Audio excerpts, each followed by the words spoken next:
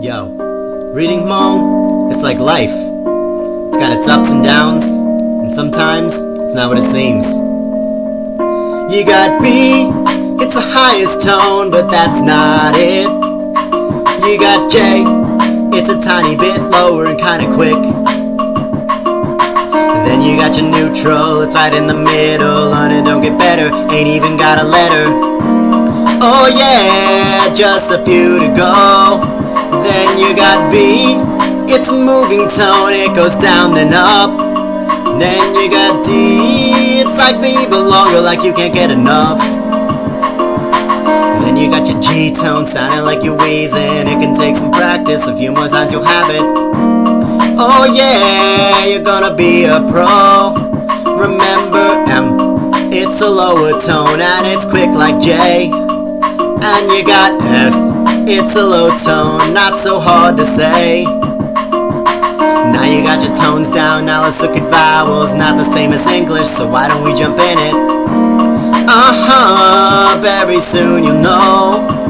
You got A, E, I, O, U, just like you always do. And then, like a bonus vowel, you got W.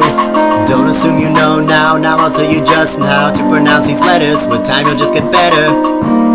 Oh yeah, that's what this song is for. A-E-I-O-U, for those first five. Then W's like you smelled something not so nice. Another trick with vowels is when they are doubled, so that you can say it. Listen to me explain it.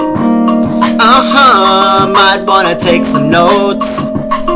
When you double a vowel, it's like you add NG.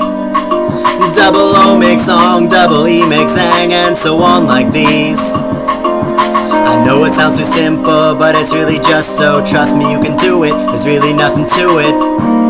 Oh yeah, but what about consonants? Oh, there's consonants that just are not the same.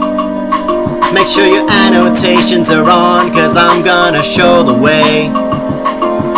C is like a G, Y, K is like a G, now P sounds like a B. R is like a D, R, S is like an S, H, T is like a T, H, X is like an S, Z is like a Z, H. Sounds complicated, huh? But that's just scratching the surface. But in time, you'll speak Hmong like a pro. And as always, thanks for listening.